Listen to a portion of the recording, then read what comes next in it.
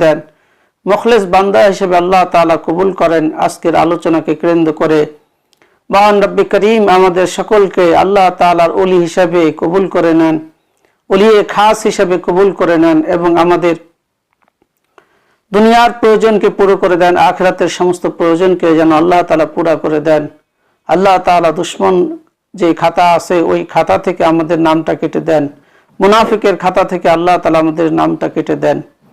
এই প্রত্যাশা মহান রব্বি করিমের কাছে রাখছি। আল্লাহ তাআলা আমাদের সকলকে দুনিয়াতে আফিয়াতের জিন্দেগি দান করেন, আখিরাতে আফিয়াতের জিন্দেগি দান করেন এবং আমাদের যত মাইয়াত আছে, আমাদের পিতা মাতা আত্মীয় স্বজন যারা ইন্তেকাল করে অন্ধকার কবরে চলে গেছে, আল্লাহ তাআলা যেন আমাদের সকলের আত্মীয় স্বজনকে মাফ করে দেন এবং সকলের কবরকে এই আলোচনার বরকতান তাদের কবরকে যেন জান্নাতের টুকরা হিসেবে কবুল করে নেন। সকলে আমিন বলি।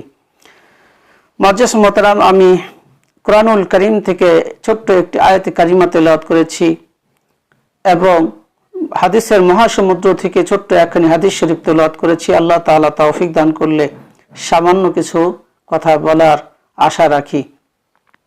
মুআজ্জিজ মোহতারাম, আমরা সকলেই জানি যে দুনিয়াতে আমরা সামান্য সময়ের জন্য এসেছি। এ কথাটা আমরা মুখস্থ হয়ে গেছে, শুনতে শুনতে বলতে বলতে আমাদের সকলের মুখস্থ কম বেশি হয়ে গেছে।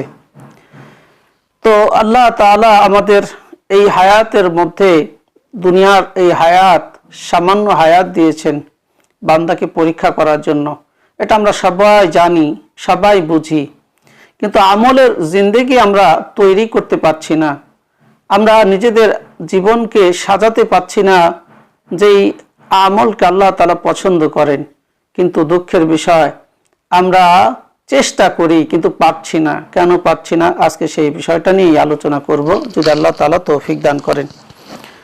সূরা বাকারার মধ্যে আল্লাহ তাআলা ইরশাদ করেছেন যে বান্দাকে আমি 5টা জিনিস দিয়ে পরীক্ষা করব। তো যারা আজকের আলোচনায় থাকবেন, নতুন যারা আছেন, তারা আমার এই ক্ষুদ্র চ্যানেলটাকে আপনারা সবাই সাবস্ক্রাইব করবেন, যাতে করে আপনাদের কাছে, কারণ আমার নতুন যারা আছে তারা, আমার অনেক মানুষ আমাকে মহব্বত করে আল্লাহর জন্য, আমিও তাদেরকে আল্লাহর জন্য মহব্বত করি, কিন্তু তারা আমার সাথে আমাকে সাবস্ক্রাইব করে নাই।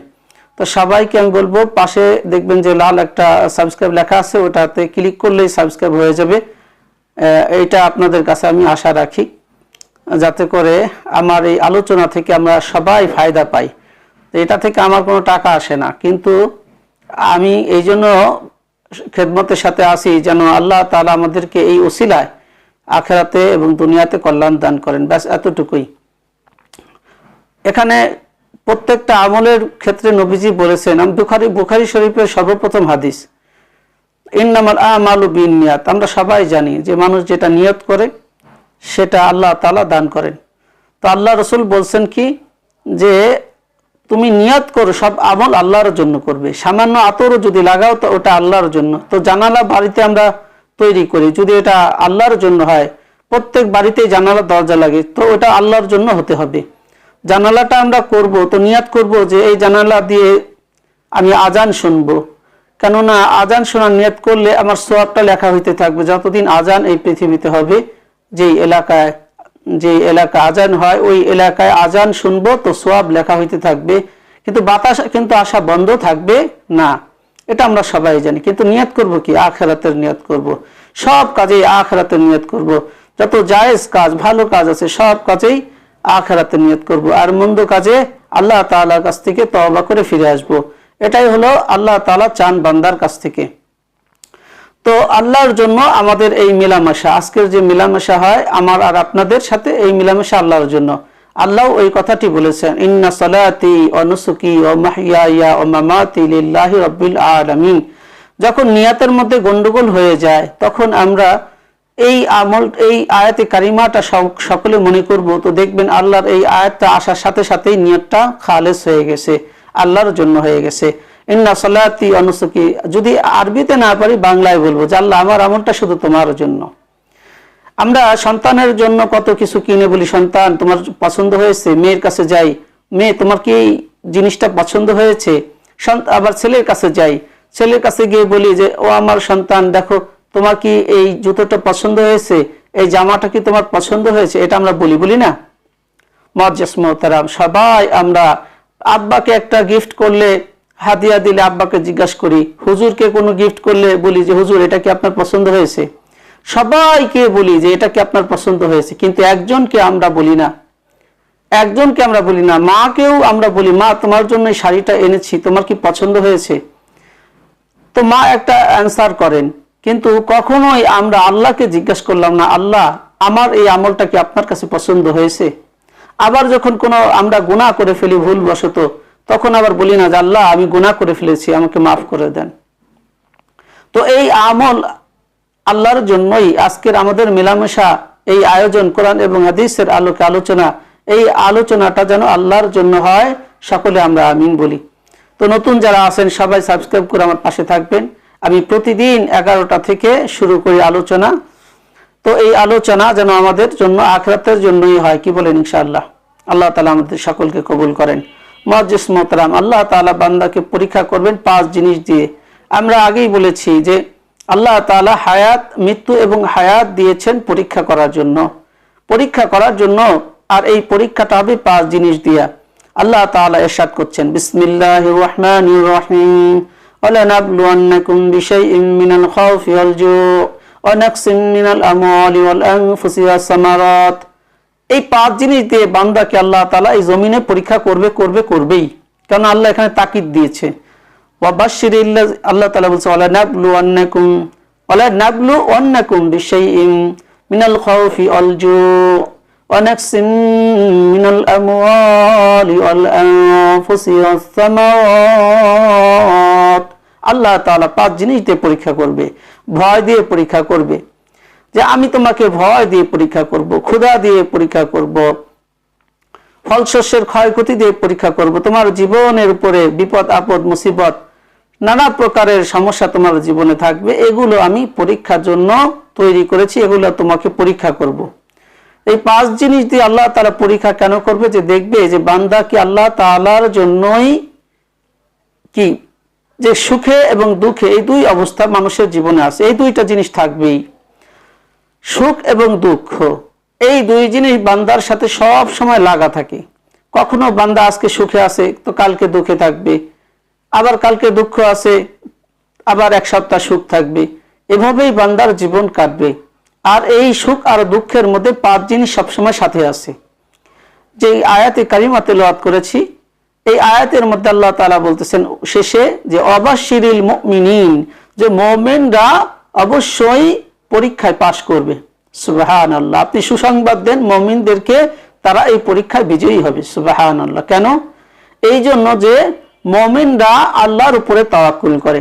হাসবিয়াল্লাহ লা ইলাহা ইল্লা হুয়া আলাইহি তাওয়াক্কালতু ওয়া হুয়া রাব্বুল আরশিল আযীম। মুমিনরা পরীক্ষায় পাশ করবে। আল্লাহ তাআলা বলে দিলেন কেন? যে মুমিনরা সুখে আর দুঃখে এই 2 অবস্থায় আল্লাহ তাআলার প্রশংসা করে। সুবহানাল্লাহ। এখন বলেন, আমার ব্যথা লাগছে, আমি দুঃখ পেয়েছি, এখন আমার প্রশংসা কি মুখ দিয়ে আসবে? আসবে না। কি আসবে? ইন্না লিল্লাহ, দুঃখ পাইছি, আরে কষ্ট পাইছি। কিন্তু মুমিন যে পাক্কা ঈমানদার, যে সে কি বলবে? আলহামদুলিল্লাহ। মুমিন যে সে ব্যথা পেয়ে বলবে আলহামদুলিল্লাহ। কেন বলবে? এটা তো আলহামদুলিল্লাহ বলার কথা না, বলার কথা ইন্না লিল্লাহ। এটা হলো ঈমানদারের সিফাত। সামান্য ঈমান যার আছে সে বলবে ইন্না লিল্লাহ। যার ঈমানটা, যার নফসে রাজিয়া হয়ে গেছে, নফসে মুতমাইন্না হয়ে গিয়েছে, ওই নফসটা কি বলবে? আলহামদুলিল্লাহ।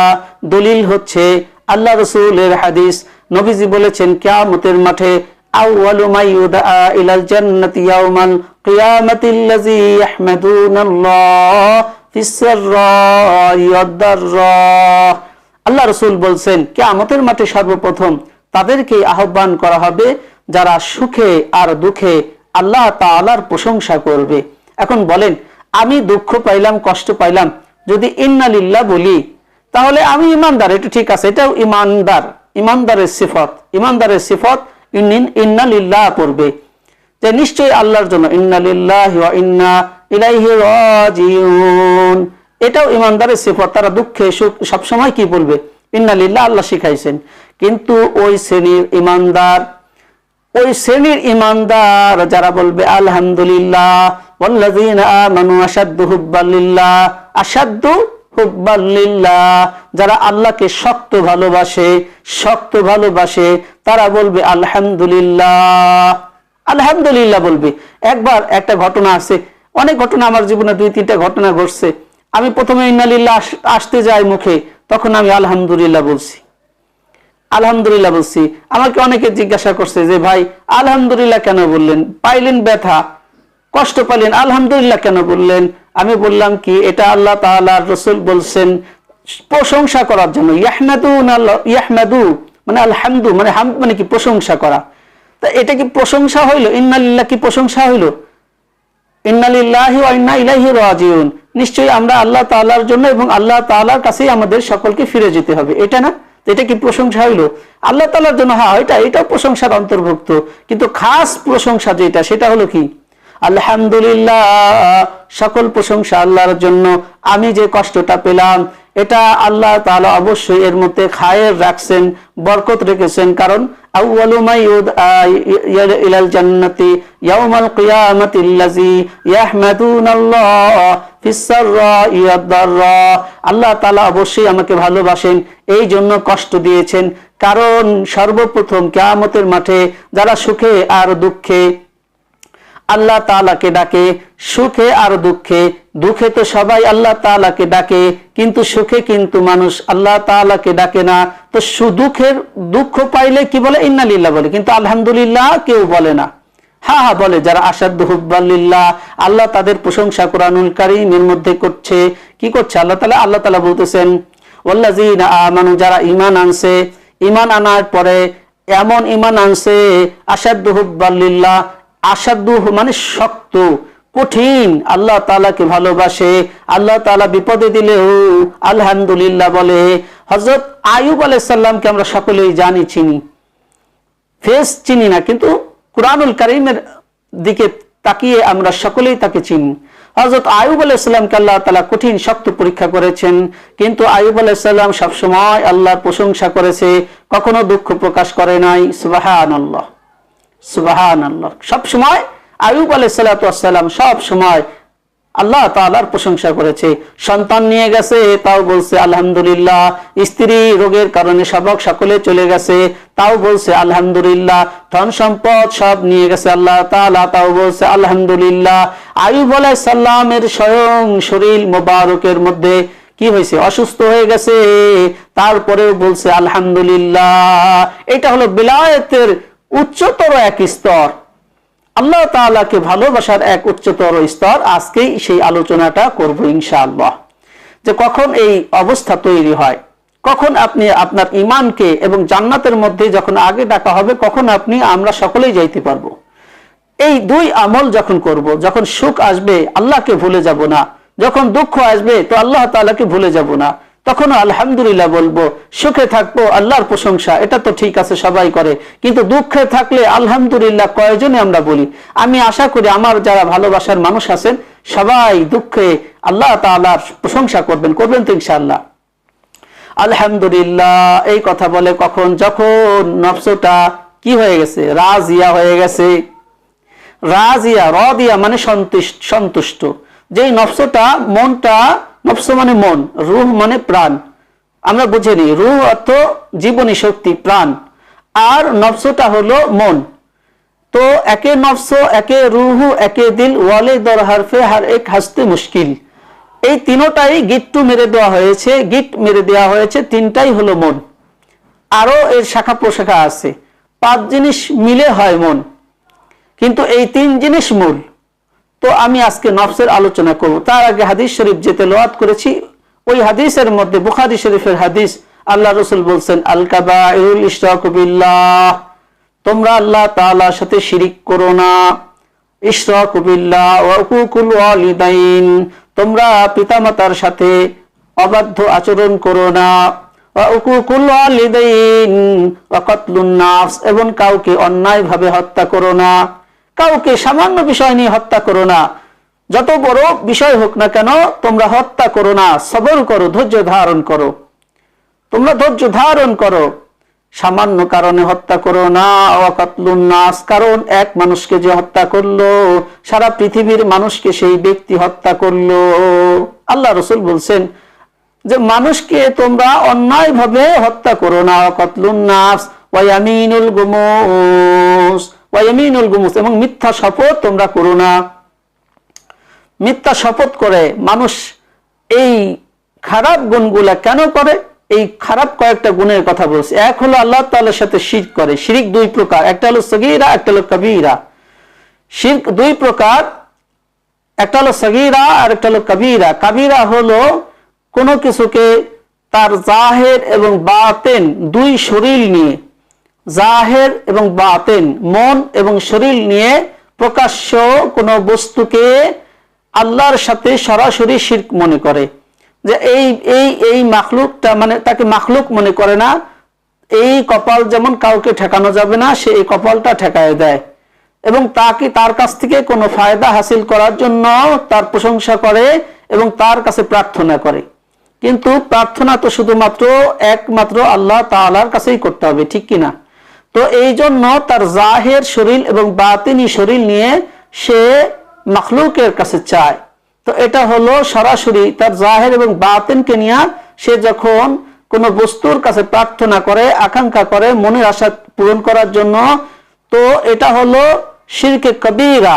এই শিরকে কবীরা আল্লাহ তাআলা কোনো দিনও মাফ করবে না। নাউযুবিল্লাহ মিন যালিক। আল্লাহ তাআলা আমাদের সকলকে হেফাজত করেন, আশ্রয় চাই আল্লাহর কাছে। তো এই শিরক আমরা কেউ করব না, কারণ এই জাহির আর বাতিন শরীর নিয়ে, আমাদের যে শরীরটা আছে জাহিরি আছে বাতিনি আছে, এই জাহির আর বাতিন শরীর নিয়ে যখন আমরা কি করব, মাখলুকের কাছে কোনো কিছু আশা করব, এই মাখলুকের কাছে চাইব, মাখলুককে ভালো মন্দ সমস্ত কিছুর যখন এটাকে বলবো যে না উনি সবকিছু করেনেওয়ালা, তো এটা শিরকে কবীরা হয়ে যাবে। আর এই প্রকাশ্য শরীর নিয়ে না, মনে মনে আমরা বস্তুর কাছ থেকে আশা করব, এটা হলো শিরকে সগীরা। শিরক, তাহলে বোঝা গেল শিরকে সগীরা আর কবীরা সম্পর্কে মোটামুটি আমরা বুঝতে একটা ধারণা পেয়েছি। তাহলে শিরকে সগীরা হলো কেমন?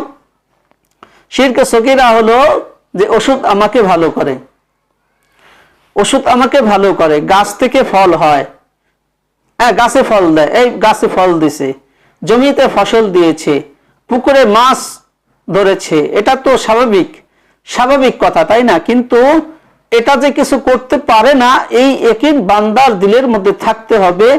এবং তখন যদি বলে তো এটা শিরকে সগীরা হবে না। কিন্তু যদি বান্দা বলে ফেলে যে না না ওষুধ খেয়ে, ওষুধের মধ্যে ইয়াকিনকে রাখে, গাছের মধ্যে ইয়াকিনকে রাখে, তাহলে তার রব গাছ হয়ে যাবে। তাহলে গাছ দিতে পারে, তার কথা বোঝা গেল কি যে গাছই দেয়। কিন্তু দেয় কি? দেয় তো শুধুমাত্র একমাত্র আল্লাহ। এই জন্য বান্দা, এই জন্য নফস এই খেয়ালকে ঘুরিয়ে, নফসের এই খেয়ালকে ঘুরিয়ে আল্লাহর সাথে লাগাইতে হবে। নফসের এই খেয়ালকে ঘুরিয়ে আল্লাহর সাথে লাগাতে হবে, তাহলে আমাদের এই শিরকে সগীরা থেকে আমরা সকলেই নাজাত পাবো। সুবহানাল্লাহ। কে কে নাজাত চাই সবাই কমেন্ট করবেন এবং সাবস্ক্রাইব করবেন, যাতে করে আপনার সাথে ভালোবাসাটা আমার তৈরি হয়। ভালোবাসার জন্য বলছি, হৃদয় থেকে যেন আমরা সকলকে সবাইকে সবাই ভালোবাসি। মুআজ্জাজ মুহতারাম, যে কথা বলতেছিলাম, শিরকে সগীরা মাখলুকের উপরে ইয়াকিন করা, যেমন ঔষধ ভালো করে। ওষুধের মধ্যে আল্লাহ গুণাগুণ দিয়ে দিয়েছেন, প্রকৃতির মধ্যে আল্লাহ তাআলা গুণাগুণ দিয়ে দিয়েছেন, শক্তি দিয়ে দিয়েছেন। গুণাগুণ তো শক্তি, এই শক্তি আল্লাহ তাআলা এই জন্য দিয়েছেন যে বান্দা এটা থেকে ফায়দা হাসিল করবে। তো এই ঔষধ শক্তি দিয়েছে, কিন্তু ফিনিশিং আল্লাহ তাআলাই দেন। এই ঔষধ শরীরে যায় আল্লাহর কাছেই চায়, গাছ আল্লাহর কাছেই চায়। দলিল ইয়াস, আল্লাহ তাআলা বলেন কুল্লু মান আলাইহা ফান ওয়া ইয়াবকা ওয়াজহু রাব্বিকা যুল জালালি ওয়াল ইকরাম ইয়াসআলুহু মান ফিস সামাওয়াতি ওয়াল আরদি কুল্লু ইয়াউমিন হুয়া ফি শান ফাবিআইয়ি আলাই রাব্বিকুমা তুকাজ্জিবান। আল্লাহ তাআলা বলতেছেন সবকিছু আসমান জমিনে সবকিছু আমি আল্লাহর কাছে চাই, সবকিছু চাই। তাহলে এই হলো দলিল যে সবকিছুই আল্লাহ তাআলার কাছে চায়। গাছও আল্লাহর কাছে চায়, জমিনও আল্লাহর কাছে চায়, গাভীও আল্লাহর কাছে চায়, মানুষও আল্লাহর কাছে চায়, জিনও আল্লাহর কাছে চায়, ফেরেশতাও আল্লাহর কাছে চায়, যত মাখলুক আছে সবাই আল্লাহ তাআলার কাছে চায়। কাঁঠাল গাছ আল্লাহর কাছে চায়, মেঘ আল্লাহর কাছে চায়, বাতাস আল্লাহর কাছে চায়, আগুন আল্লাহর কাছে চায়। যদিও আল্লাহ তাআলা পাওয়ার দিয়ে রেখেছে, তারপরেও কি চায়? ওষুধ এই জন্য পেটে, মানুষের পেটে যখন যায় তো বলে আল্লাহ আমি কি এই বান্দার জন্য কল্যাণ আনবো নাকি আনবো না। যখন এই কথা বলে তো আল্লাহ অর্ডার দিলে হ্যাঁ, ইয়েস নট, মেসেজ চলে আসে, মেসেজ চলে আসে ইয়েস নট। যখন নট হয় তখন আর ওষুধে কাজ করে না, যখন ইয়েস হয় তো ওষুধে কাজ করে। তো এই জন্য মাখলুকের প্রতি যখন বান্দা ইয়াকিনকে সরায় নিয়ে আল্লাহর সাথে লাগাবে তো ওটা হবে কি শিরকে সগীরা থেকে সে বেঁচে গেল। এই জন্য তাহলে শিরকে কবিরা মাখলুককে আল্লাহ তাআলার সমকক্ষ মনে করে প্রার্থনা করা, চাওয়া, মনের যত আশা আকাঙ্ক্ষা ব্যক্ত করে তার কাছে চাওয়া, সেটা যেই হোক না কেন, মানুষ হোক, জিন হোক, ফেরেশতা হোক, গাছ হোক, মূর্তি হোক, নবী হোক, রসুল হোক, যেই হোক না কেন, প্রকাশ্য কাউকে কোনো কিছুকে তার কাছে কামনা করা, চাওয়া, তাকে সেজদা দেওয়া, তাকে ভক্তি করা, তাকে রবের জায়গায় এনে দাঁড় করিয়ে দেওয়া, এটা হচ্ছে শিরকে কবিরা। আল্লাহ বলছেন আমি শিরকের গুনাহ বাদে সব মাফ করে দেব। সুবহানাল্লাহ। এই জন্য শিরক থেকে বাঁচতে হবে। নবীজি ভয় পেয়েছেন আমার উম্মত তো ছোট শিরকের মধ্যে ছোট ছোট করে জমতে জমতে, ছোট শিরক করতে করতে, বলে না তিল তিল করতে তাল হয়, তো এই ছোট শিরক নিয়ে নবীজি আশ্রয় চেয়েছেন যেন উম্মত এর মধ্যে না নিমজ্জিত না হয়ে যায়।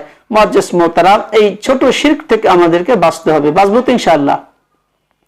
তাহলে শিরকে কবিরা এবং শিরকে সগীরা থেকে আমরা সকলে বাঁচবো ইনশাআল্লাহ। বোঝা গেল? তাহলে এই উপায় হলো নফসকে রাজিয়া পর্যন্ত টেনে নিয়ে যাওয়া, র্যাঙ্কিং করাতে করাতে, প্রমোট করতে করতে করতে করতে র্যাঙ্কিং এ রাজিয়া পর্যন্ত নফসকে নিতে হবে।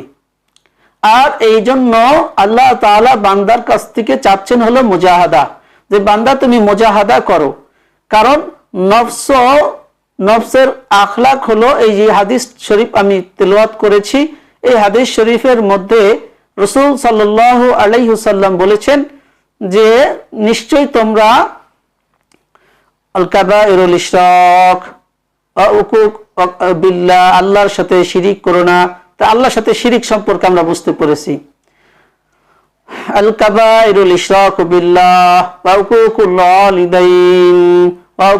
ওয়ালিদাইন, তোমরা পিতামাতার অবাধ্য হয়েও না, পিতামাতাকে অসম্মান করো না, পিতামাতাকে গালিগালাজ করো না। রিদার রব্বি ফি রিদাল ওয়ালিদ, আল্লাহ রাসূল বলেছেন রিদার রব্বি ফি রিদাল ওয়ালিদ ওয়া সাকতুর রব্বি ওয়া সাকতুল ওয়ালিদ, তোমার পিতার সন্তুষ্টি আল্লাহর সন্তুষ্টি, তোমার পিতার অসন্তুষ্টি আল্লাহ তাআলার অসন্তুষ্টি। আমরা তো পিতাকে দাম দেই না, কিন্তু আল্লাহ রাসূল বলছেন তোমার পিতার সন্তুষ্টি আল্লাহর সন্তুষ্টি, তোমার পিতার অসন্তুষ্টি আল্লাহ তাআলার অসন্তুষ্টি। যদিও মেডেল বা পুরস্কার পেয়েছে মা পেল 3 ভাগ, বাবা পেল 1 ভাগ, তো পিতার অসন্তুষ্টি আল্লাহর অসন্তুষ্টি, এই জন্য পিতা মাতার অবাধ্য হওয়া যাবে না। এই জন্য এই একটা গুনাহ আমরা আজকে দেখি, আমরা যেমন মাখলুকের সাথে শিরক করি, মাখলুকের উপরে ইয়াকিন করি, শিরকে কবিরা না সগীরা হয়ে যায়। আর এই গুনাহটা হয় কোনটা? সেটা হলো নবীজির হাদিস বুখারী শরীফ থেকে রিওয়ায়াত আছে যে আমরা পিতামাতার অবাধ্য, এটাও একটা গুনাহ, এটাও গুনাহ হে কবিরা, এটাও বড় একটা গুনাহ, এটাও বড় একটা গুনাহ। পিতামাতার অবাধ্য হওয়া, পিতামাতাকে গালি দেওয়া, কষ্ট দেওয়া বিভিন্ন ভাবে হতে পারে, এটা হলো কবিরা গুনাহ। তাহলে 2-3 নম্বর হলো অকতলুন নাফস, মানুষকে হত্যা করা। মানুষকে হত্যা করা 2 প্রকারের, এক হলো জাহের, এক হলো বাতিন। জাহের হত্যা করা কেমন? জাহের হত্যা করা হলো তাকে প্রকাশ্যভাবে তার শরীর থেকে রক্ত বের করা। জাহের হত্যা করা হলো তাকে প্রকাশ্য, তাকে ওই নফস বলতে মন, আল্লাহ রাসূল বলছেন কতলুন নাফস, মানুষকে হত্যা করা। তো এই নফস মানে মানুষ বুঝাইছে, মানুষের মন, জাহের এবং বাতিনকে বুঝিয়েছে। তো এই দুইটাকেই কি করা, হত্যা করা, দুনিয়া থেকে মিটায় দেওয়া। কারণ নফসকে হত্যা করলে রূহ ইন্তেকাল করে, রূহ কি হয়ে যায়, রূহ হায়াত থাকলেও হায়াত ওই রূহের আছে, নফসের আছে, কিন্তু একজন মানুষ অন্যায়ভাবে হত্যা